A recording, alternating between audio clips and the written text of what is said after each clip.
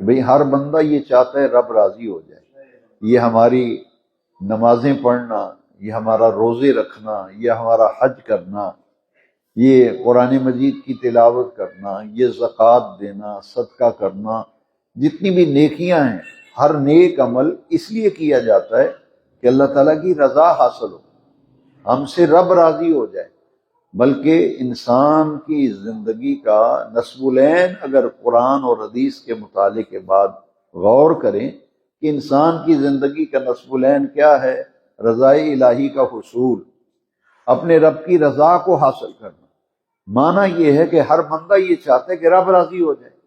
نمازیں پڑھتے ہو، مسجدوں میں جاتے ہو، جمعے پڑھتے ہو، رب راضی ہو جائے. قرآن پڑھتے ہو، رب راضی ہو جائے. استغفار کرتے ہو، رب راضی ہو جائے.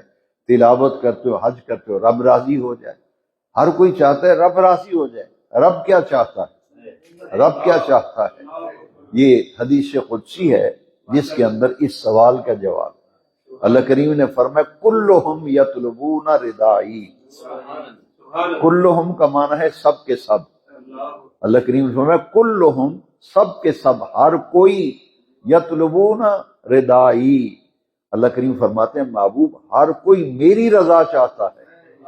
ہر کوئی میری رضا چاہتا ہے، یعنی ہر کوئی یہ چاہتا ہے کہ رب راضی ہو جائے.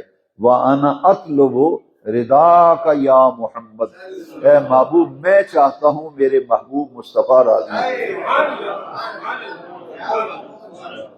کلہم یطلبون ردائی وَأَنَا أَطْلُبُ رِضَاكَ يَا محمد صلی اللہ علیہ وسلم. اے محبوب ہر کوئی چاہتا ہے رب راضی ہو جائے، میں چاہتا ہوں میرا محبوب راضی ہو جائے. وَلَسَوْفَ يُعْتِيكَ رَبُّكَ فَتَرْضَىٰ. اب اس میں ذرا دیکھیں، اسی لیے میرے امام نے فرمایا کہ خدا کی رضا چاہتے ہیں دو عالم. خدا کی رضا چاہتے ہیں دو عالم. خدا چاہتا ہے رضائے محمد صلی اللہ علیہ وسلم.